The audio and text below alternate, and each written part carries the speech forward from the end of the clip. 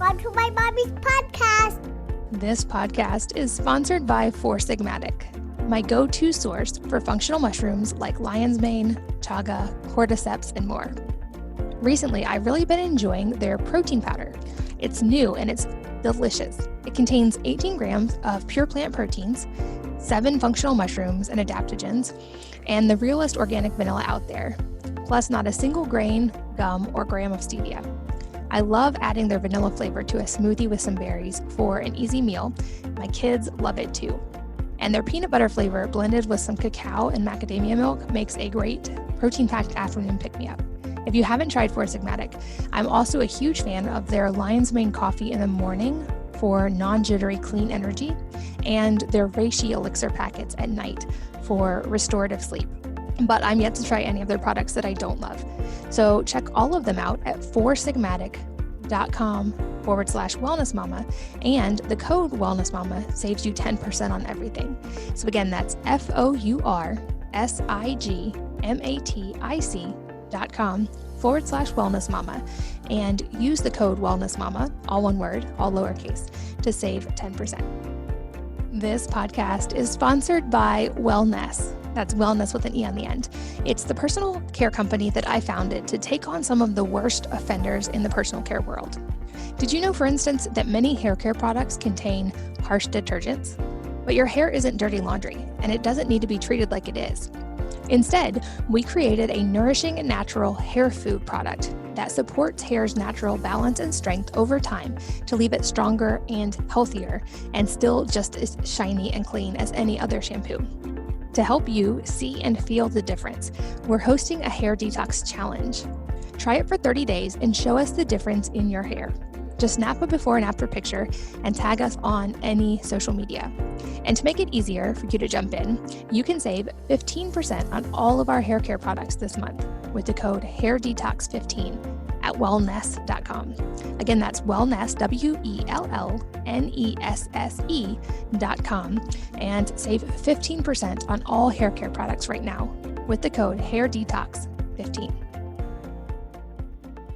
Hello, and welcome to the Wellness Mama podcast.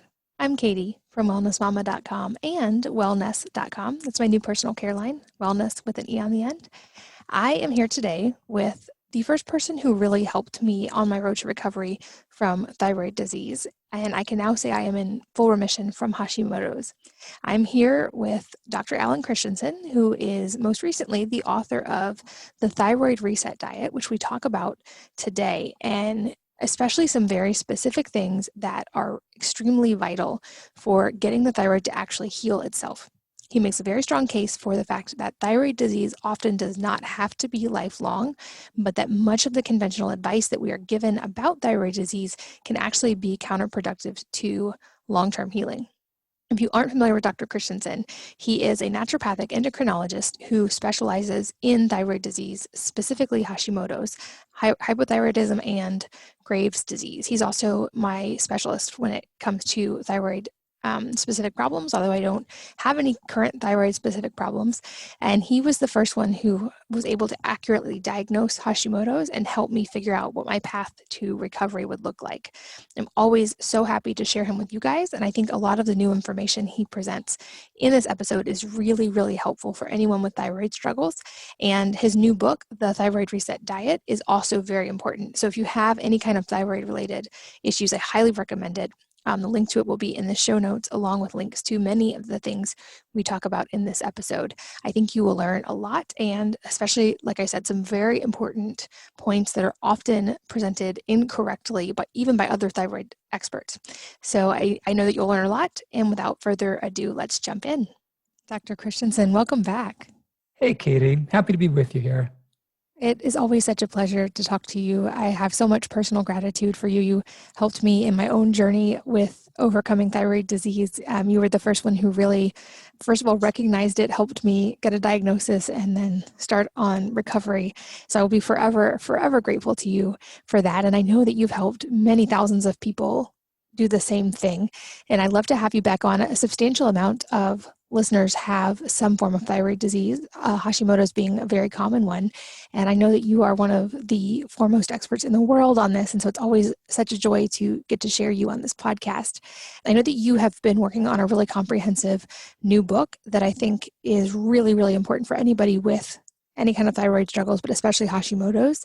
And I want to go deep on some of the things you talk about today. But to start broad, I think it's also important to make sure we have kind of a definition of terms and also an understanding of where we're going when we have conversations like this, because thankfully I didn't have this experience because I worked with you, but I've heard from many listeners who are, when they're diagnosed, told that their condition will not improve, it will likely get worse, and that it's lifelong.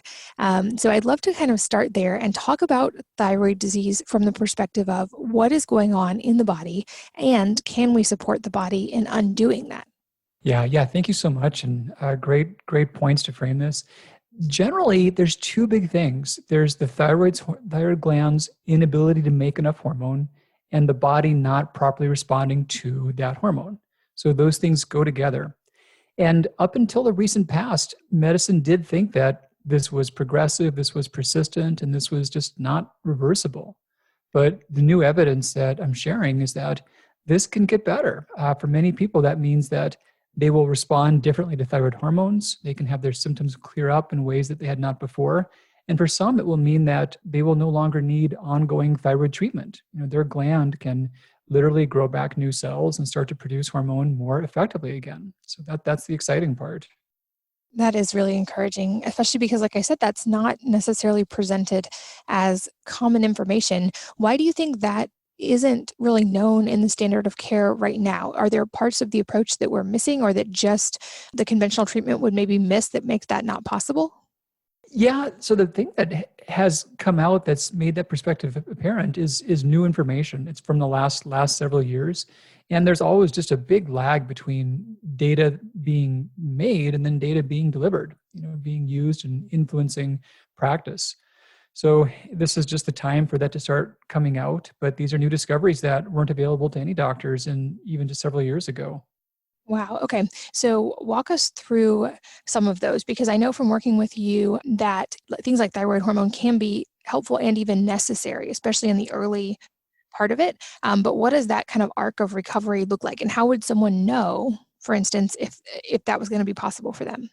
Well, that's a good question. And it's not always clear in terms of whether someone will grow back their own cells, but anyone can predict that they can do better in terms of responding to the hormone.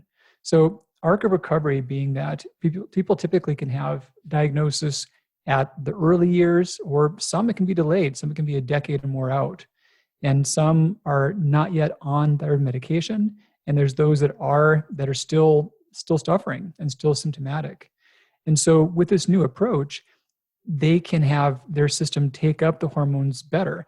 When you take a hormone, it still has to be metabolized and absorbed by the cells and responded to properly by the mitochondria. And those are all parts that can be weak links in the chain and reasons why those who are on treatment don't feel like they are. They're still having the same symptoms they had going into it. But those things can change, and they can change in an order of between one to 3 months. For those who are diagnosed and have had the disease for 4 years or fewer, and are not yet on treatment, they've got a pretty good chance of having their cells just be normal again and take over their own function by themselves and not needing to go on treatment. And that change can take between about 3 to 6 months. It's so fascinating and so against what a lot of the recommendations are. What's going on physiologically with that happening? Because certainly the advice I know that I got early on with a thyroid diagnosis was obviously not from you, but before that was that if you have low thyroid, you need to take more iodine. Yeah, and that's something that's tricky. At a really superficial level of understanding, it could seem logical. The thyroid needs iodine to work, so you could think, well, if it's not working, it must need more. And I've thought about the way that nutrients can work, like the way that keys could work to a car. If you don't have your keys, the car won't budge. But there's countless problems with the car that won't be remedied by more keys. And you could even imagine that if you poured, 20,000 keys inside of the passenger compartment in the driver's seat, you couldn't even drive properly. So This is how it works. Iodine is something to where the thyroid needs the tiniest amounts, and there's only small amounts normally in circulation. So what it does is that it pumps it and it concentrates it inside of itself. The thyroid pumps in iodine. Now, because the amounts needed are so small, if you ever get too much, the thyroid shuts itself off. And it does that because thyroid hormones, they're dangerous when there's too much of them. They can damage the heart, they can cause bone thinning, they can cause brain damage. And our bodies have a sense about this. So rather than make too much hormone, they simply shut off the thyroid. So too little iodine can be a problem, but then so can too much. And part of the big new insight is that the gap between too little and too much is much narrower than we thought before, especially for some people. And so it sounds like there's a lot of variation and individuality when it comes to the amount maybe a person needs. Well, to be really precise, there's not a lot of variation in terms of nutritional requirements for iodine. We've not found variations in which some people need much higher amounts than others for their thyroid function. What we do find is there's a lot of variance in toleration of iodine. So the World Health Organization has looked at thousands of situations in which areas have fortified water with iodine and then seen how that plays out on improving and worsening thyroid disease. And you can talk a lot about just population outcomes and population ranges. But what we found is that almost any individual can safely tolerate up to about 1,100 micrograms of iodine for short-term purposes. But those who are prone to thyroid disease and vulnerable to it, that upper limit is probably more like 200 micrograms. So the lower limit for most anyone is somewhere around 50 micrograms. If anyone gets less than that long-term, they can get complications. It's a little different per age group. So that's really for adults and for non-pregnant women. But yeah, adults pretty consistently are about 50 micrograms for their low end. But those vulnerable to thyroid disease, the further they get above 200 micrograms, even for short periods of time, the more it can cause harm to them. And this would include food sources of iodine as well, obviously, not just supplements, right? Yeah, and that brings up a great point. So we get it from supplements, we get it from food, we can absorb some from cosmetics, and it's the sum total of all those sources that we have to be bearing in mind. How can we gauge how much we're getting from food, or what are some foods that we'd want to be cautious about if we're worried about consuming too much iodine? Yeah, so two good questions. How can we gauge how much we're getting? And the best thing is to think about having a sense of avoiding the biggest outliers. There's no perfect tools for measuring iodine. We can talk more about that. In the US population, they're not as common foods. Kelp, nori, wakame, dulse. Those who do eat them, they contribute a lot, but they're not as common in a population level like ours. Then we think about dairy foods and processed grains. So these turn out to be the biggest sources for most people on a typical American diet. They both have a lot of iodine, more so as a contaminant than as a natural extension of the food itself. And then third up after those two would be salt. Many types of salt have iodine added. Many other types, it's not added, but naturally occurring, it can still have quite a bit. That's interesting. So I think that might be new information for a lot of people, is that processed dairy and grains can be a relatively substantial source of iodine. Is it added, or is it in like an iodized salt that's added to processed grains, or where is that coming from?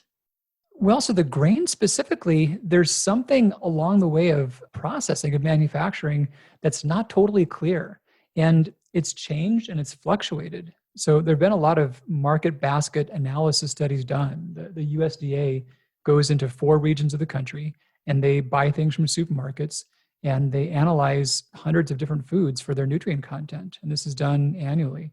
And what they found is that when they're comparing the findings from the early 90s to the 2010s, that iodine content has gone up 2 or 3-fold for a lot of popular grain-based foods.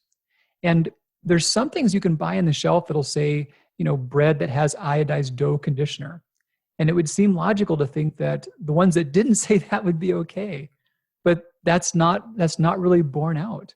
So anything that has iodized-based dough conditioners typically has a fair amount of iodine, but some things that don't label that still have higher quantities. So somewhere along the way in the production of commercial products, bread, bagels, biscuits, muffins, there are various iodine compounds that are used. And something, I love how much emphasis you've trained people about the importance of unprocessed foods. Processed foods don't have to label everything that goes in the package. There are many things that are used along the way that are not considered formula recipe ingredients that are still present. And this is one clear example of that. That's so interesting. And it makes sense that obviously iodized salt contains iodine, but other forms of salt could as well, just because of the mineral content that they would naturally have.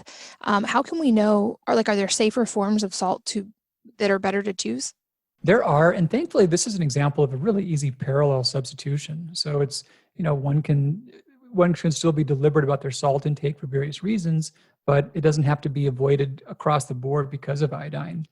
Simple rule, kosher salts are generally iodine free.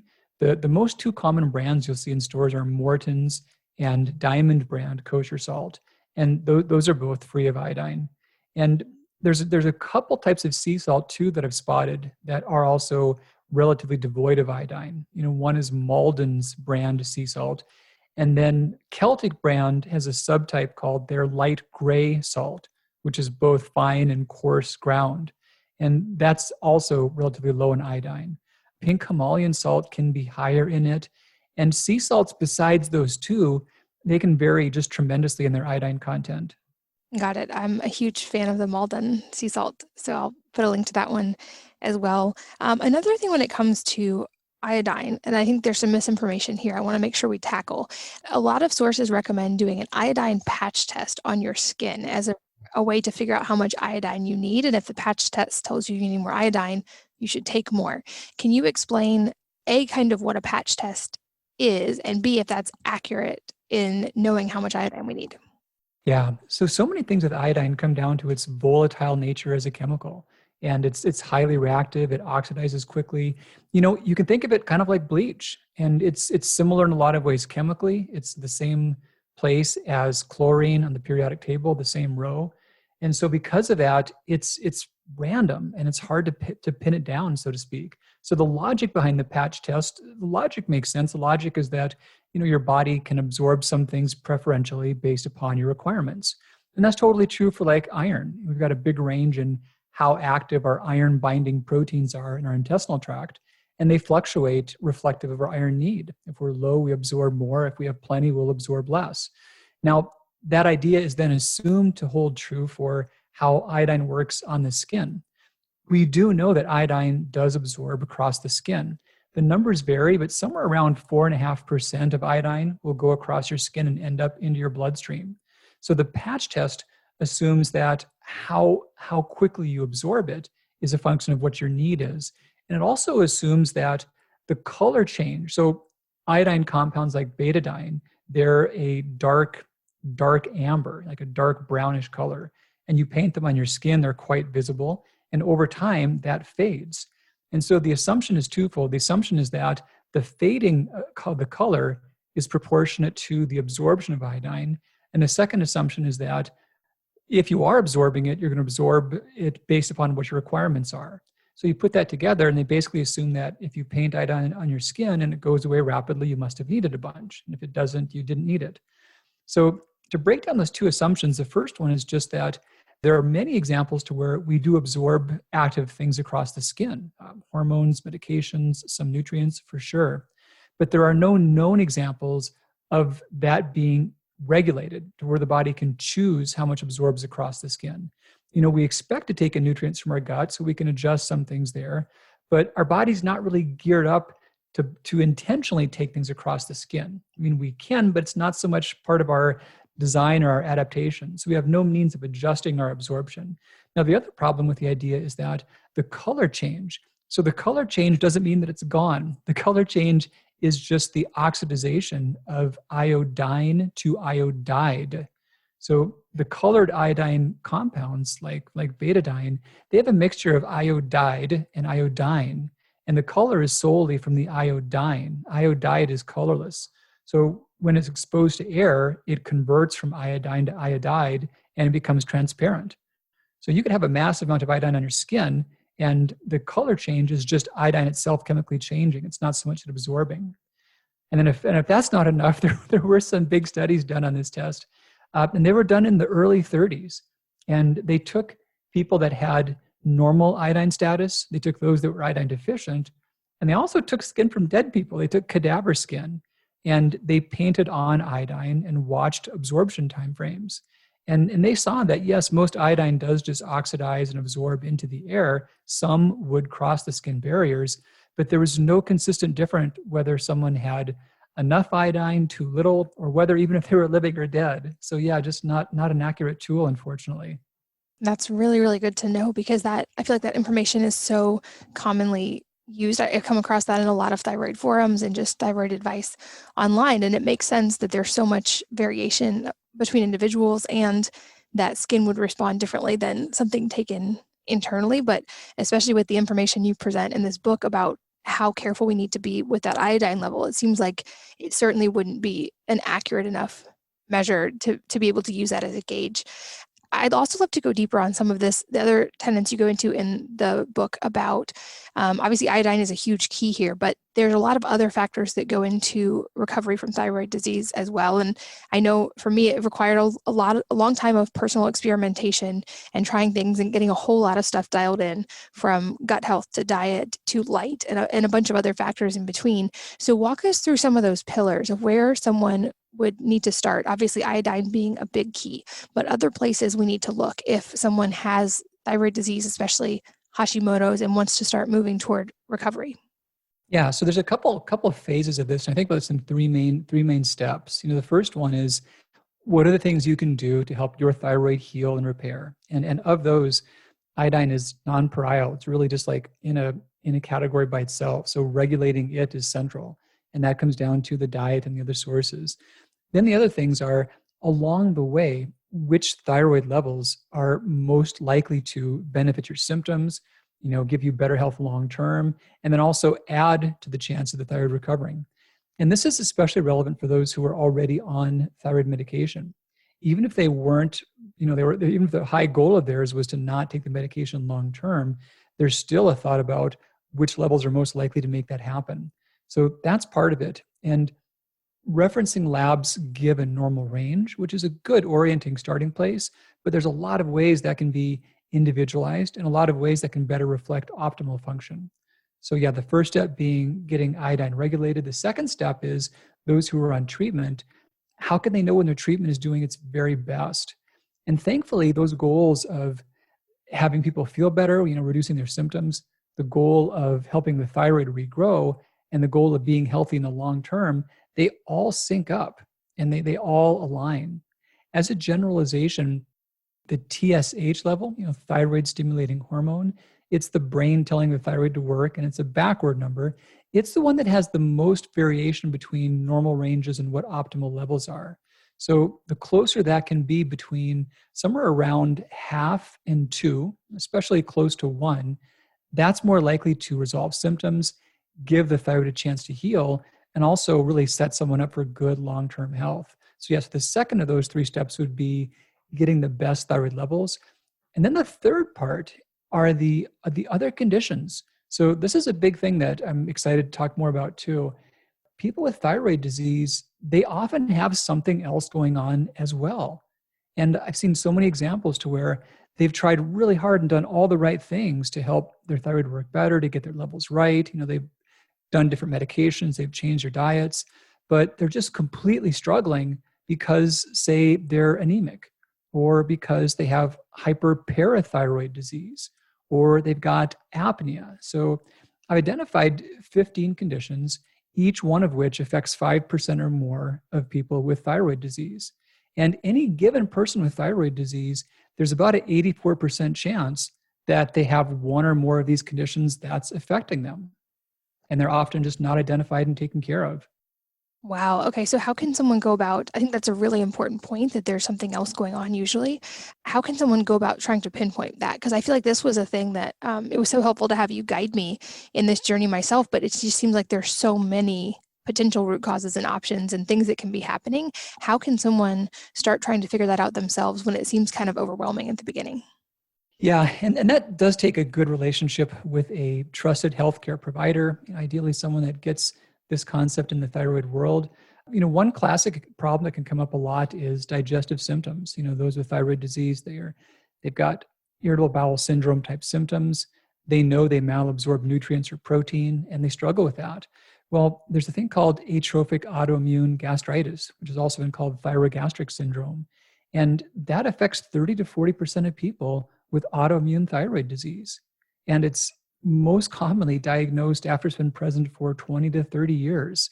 So it's a huge, huge problem. It's not at all esoteric, and it causes significant symptoms for people. So things like this, just keeping those in mind.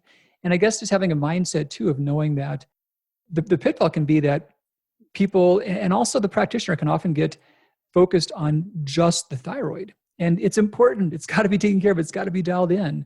But there can come a point in the journey to where it really has been, but someone can still be not feeling well. And all too often, people think, well, maybe even though the levels are okay, maybe I need to take more thyroid, or maybe I've got to change the medication. Maybe I've got to cut out more foods, become more restrictive. And, sometimes those things may seem to be helpful at first, or maybe they're not at all, but it can be dangerous, and then just losing away from the capacity to heal, to spend too much time in the wrong directions. So yeah, it's understanding when that part is done, what it can do, and what could be the other real causes behind the symptoms. That makes sense. And with that very specific gut condition, I know in general, it seems like there's a very high incidence of something going on in the gut that's not helpful when someone has thyroid condition. I know that was the case for me, and I had to do a lot to address gut health. Is that a pretty much like universal good thing to start with too, if people have thyroid disease, is to look at the gut and make changes that are supportive of the gut? And if so, what would some of those changes be that would be beneficial to the gut?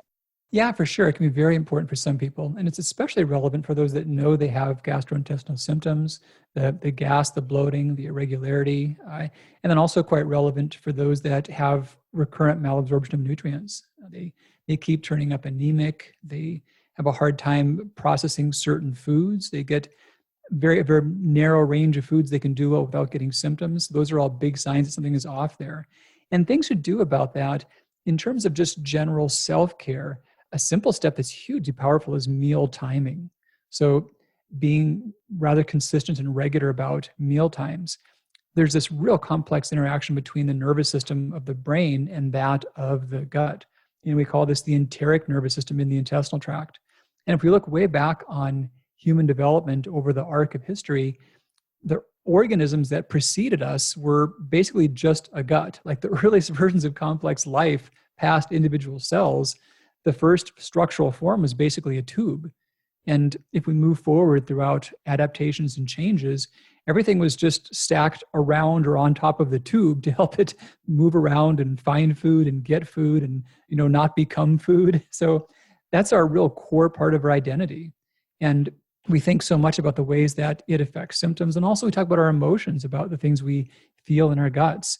So generalized action steps, as much food variety as possible is useful, and variety within categories like many types of vegetables, but also variety of categories. The pitfall is that if the diets get too restrictive, we lose on types of fibers. And what we're seeing as a general trend is that, of course, the flora is important, but the answer to a good flora is not just higher numbers of organisms in a probiotic supplement, but really more diversity and a healthy strain of many kinds of flora that are well adapted and well in balance. And to do that, we've identified 16 different categories of fibers in the diet. And the more categories of food someone cuts out, the more difficulties they have covering the bases on those categories of fibers. So yeah, as much as one can eat broadly more food categories, the better their flora will be. But if they are having symptoms of poor digestion, if they do malabsorb nutrients, then it does take really troubleshooting to see if someone has atrophic gastritis, if they have some neurologic peristaltic abnormalities, if they're carrying chronic infections, but yeah, really troubleshooting the intestinal tract. And if the fiber variety is important with this, I would guess, at least extrapolate that, a really, really hardcore keto diet that doesn't have a lot of fiber, or like carnivore, probably would not be a good option for thyroid patients. Is that a good assumption, or is there more to it than that? Well, so whenever we try to answer questions, we think about, first and foremost, what do we know from human studies? Like, have there actually been interventional studies done? And then if we don't have that data, then we think about, well, what's most likely given our models of understanding that we do have? And so the keto diets, they have been studied most extensively in pediatric populations. Kids are given ketogenic diets for purposes of epilepsy that's resistant to medications. And to date, they have found that ketogenic diets can be better than seizures for kids that don't tolerate medications. Generally, when medications are effective, they are lower in side effects for children than the diet can be, but some kids are not responsive. Kids don't get a lot of thyroid disease. It can be a case per 1,000, a case per 1,200. It's quite rare that children get autoimmune spontaneous thyroid disease. But in the trials on ketogenic diets, about 20% of children do develop thyroid disease. And for some, that can be lasting. So we do know that in that context can be counterproductive. In terms of the carnivore diet, yeah, it's a diet that we have just no data on and no real tracking on. But we do know that diets that yield the best health outcomes long term are diets that are rich in a variety of healthy plant foods. They're not diets that are devoid of animal foods per se, but they certainly show an abundance of food categories.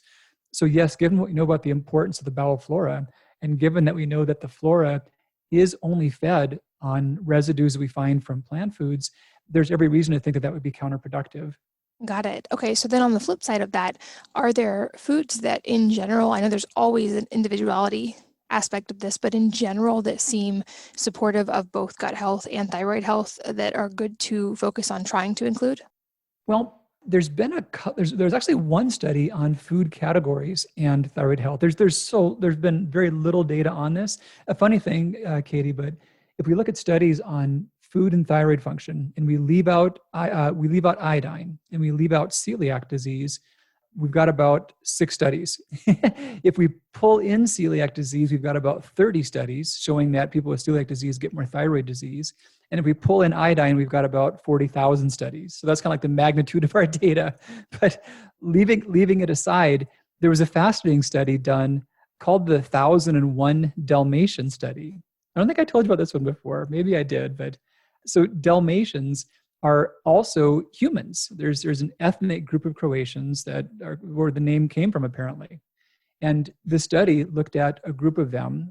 They are somewhat prone to thyroid disease, and it contrasted their rate of developing thyroid disease, and it compared that against their intake of different food by category.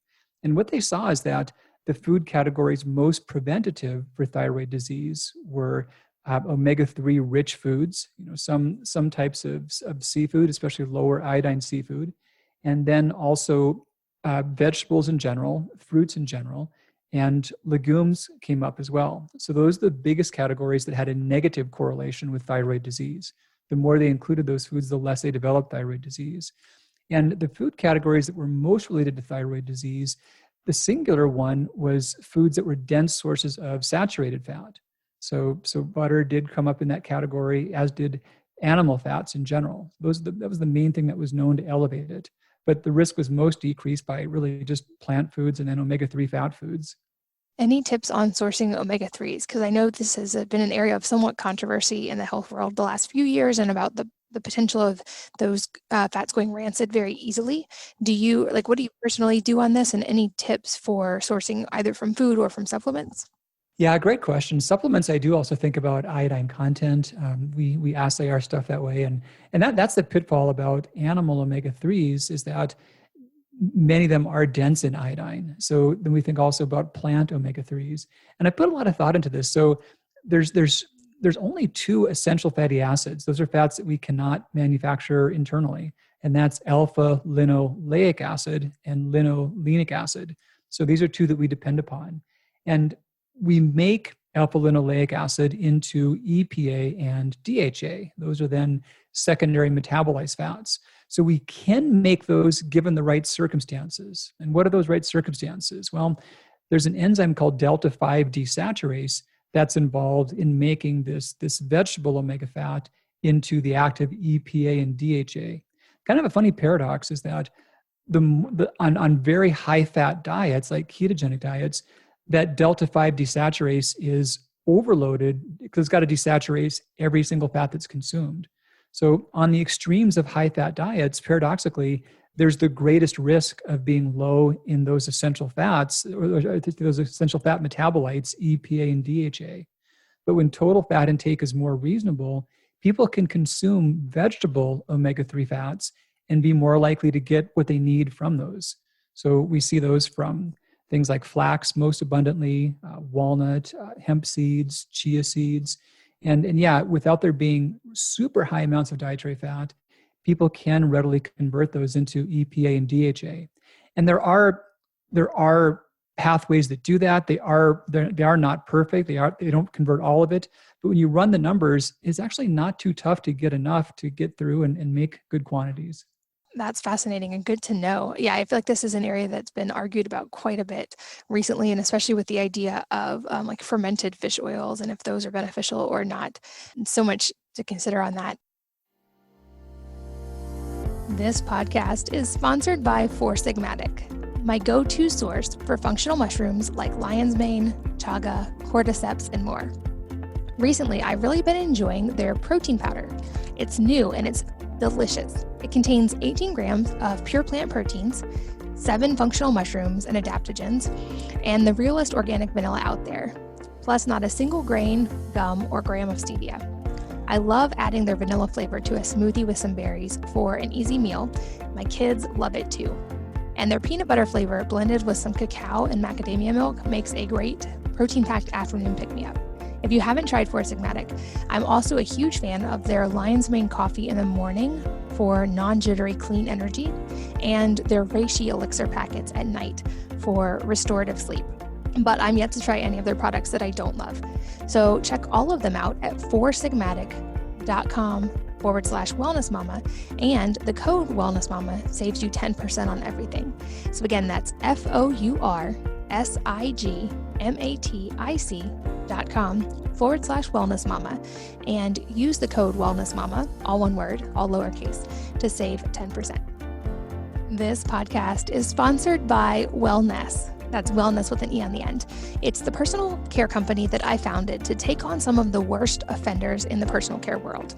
Did you know, for instance, that many hair care products contain harsh detergents? But your hair isn't dirty laundry, and it doesn't need to be treated like it is.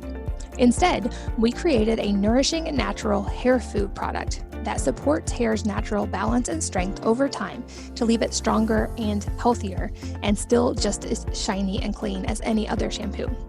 To help you see and feel the difference, we're hosting a hair detox challenge. Try it for 30 days and show us the difference in your hair. Just snap a before and after picture and tag us on any social media. And to make it easier for you to jump in, you can save 15% on all of our hair care products this month with the code HairDetox15 at wellness.com. Again, that's wellness, WELLNESSE.com, and save 15% on all hair care products right now with the code HairDetox15. What about, are there other foods that are kind of almost universally good to avoid? You touched on a few, and also like processed dairy and processed grains. Are there any others that would be problematic just from a thyroid specific perspective? Well, one thing that's been talked about quite a bit is gluten. And in almost all cases, when someone avoids gluten, they're avoiding a whole pile of processed foods. And that's probably useful. We do know that many people have celiac disease. We know that there's overlap between thyroid disease and celiac. In the general population, about 1% of people have an autoimmune reaction against a protein that's found in wheat. And the funny thing is, if you think this through, why would we call that autoimmune if it's something that's only from the diet? You know, we don't call peanut allergies autoimmune allergies, but celiac is.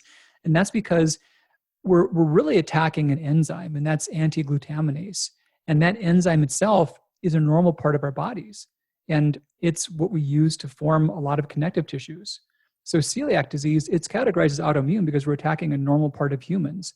It happens by just overlap of biochemistry that gluten itself is related to anti-glutaminase. So whether we consume gluten or not, we still have anti-glutaminase. And those with celiac who are gluten-free are much better off, and they need to do that. But there still are health challenges because glutaminase is part of the humans. So we see that general populations have this at about 1%, and those with thyroid disease have this at about 2.8%. So for many, that can be more common. And then we have those with wheat allergy. There's been a question about whether those that don't have celiac disease, whether it's important for them, but have thyroid disease, whether it's important for them to avoid gluten. And if someone by avoiding gluten is just cutting out processed foods, they're probably healthier for that. But there was one big study done in which they took people with celiac disease. And first what they did, they were newly diagnosed. And first they identified those that were known to have thyroid disease and they pulled them aside. And of the remaining group, they watched to see over the course of the coming year who developed thyroid disease. And they could also watch to see who was compliant with their new recommendations to go gluten-free and who was not. There's actually blood markers that can show that. And so the expectation was that if gluten were causative for those with celiac disease, if it caused thyroid disease, that those who avoided gluten, fewer of them should develop thyroid disease than those who did not. It was actually the opposite, not by a big degree, but there was actually a few more people that got thyroid disease that went gluten-free than those that did not, which was surprising for many. So yeah, there's certainly no harm in cutting out a lot of processed foods, but it doesn't seem that gluten causes thyroid disease for those with or without celiac disease. It turns out that there's some propensity towards autoimmunity that if you get one, you're more apt to get the other, but one doesn't so much cause the other. Okay, that's a really important distinction, I feel like. Another thing I want to touch on, I feel like is very related to thyroid disease and another area that you know a lot about, although it's a little bit less of a direct connection, but is the idea of the factors like light and sleep and stress and how those relate to recovery from, I think, really anything, but especially from a thyroid perspective. And I know you've written about how we can use light to our advantage for a lot of these health problems. And even we've talked about that before on this podcast. I don't have time to go all the way into that today, but can you give us a high level from a thyroid perspective of how we can use those factors to our advantage? You know, kind of like I was saying about food, being regular in our rhythms is important.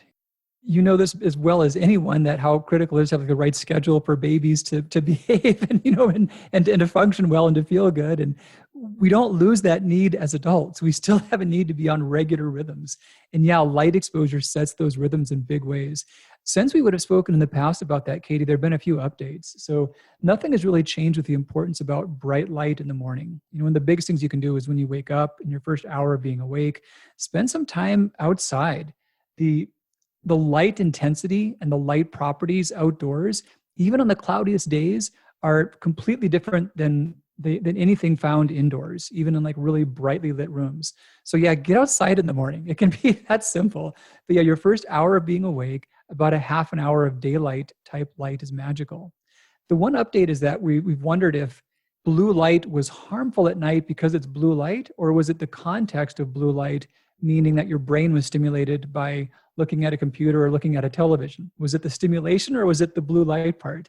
And the emerging data is that if you could be reading a book with some blue light or looking at a computer without the blue light, you're probably better off reading the book with blue light. So that we think now it's more about just the mental stimulation than just about the nature of light by itself. So yeah, end of the day, the total quantity of light matters, just more dim environments, but also avoiding things that are highly mentally stimulating.